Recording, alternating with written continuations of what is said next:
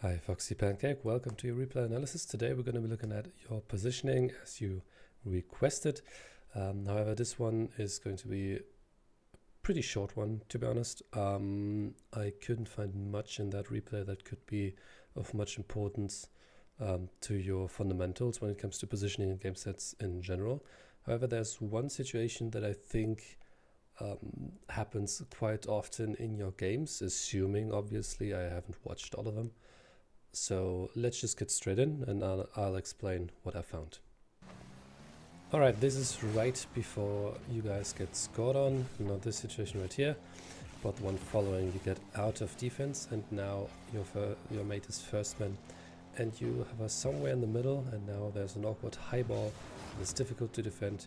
You're a little bit overwhelmed by it and eventually you get scored on. Obviously there are things that you can do differently here on the mechanical side of things, but that's not what we're going to look at today. We want to look at your positioning and strictly your positioning right here. So what you can take from this situation already is that your teammate is nowhere near the ball and the opponent is in control of the ball. So your teammate is not going to get a win.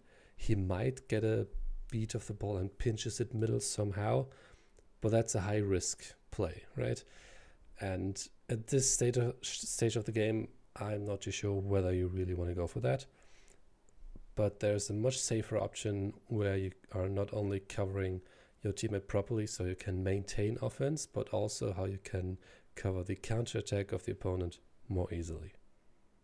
Whenever you're in such a situation where you're not too sure whether or not your teammate has control of the ball and you don't really want to commit to the middle because you might expose your defense too far or too much, here's a simple trick you can do. Stay on in this side of the pitch, so more on the ball side of things, not too far on the outside, not too far on the inside. So if you fall in like this and then you realize, oh no, my teammate doesn't have control, you can turn it like this into this half space. Let's call it that. Let's call it half space. This way, it's much easier for you to prevent counterattacks from being too lethal because they're doing an air dribble from here, passing it down the middle. It's much easier to cut it off like this rather than being here and the ball is right above you. Not only is it really awkward because your camera is sort of wobbling around following the ball, which makes it really awkward for you to perform a good aerial takeoff, but also you have no idea where the opponent is, whether it's here, here, here, or here. However, when you're in this position, you know exactly where everything is. You can estimate the spaces between each other very well, and you also have a good angle on the ball, so you're not right underneath, but you're coming more sideways or more from the front, so you can block it much better compared to when you're coming from this side of the pitch.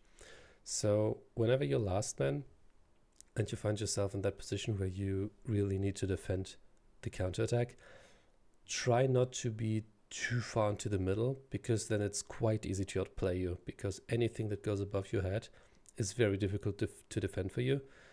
However, if you're in this half space, it is very easy for you to just make a turn and then you have the middle covered. This is much easier to defend the middle by being outside of the middle rather than being inside of the middle. Obviously pay attention to not being too far on the outside because from here you're not going to reach the infield pass in time and you're going to get scored on as well. So make sure to maintain good distancing here. And a way to maintain that is, for example, if you see this boost pad circle here, just stay right on top of it or slightly on the inside. Not too far outside, but slightly inside maybe, and that gives you a good angle. That's pretty much it. Okay, that's it for today. Again, as I said, it's gonna be a short one and it happened to be a short one as well.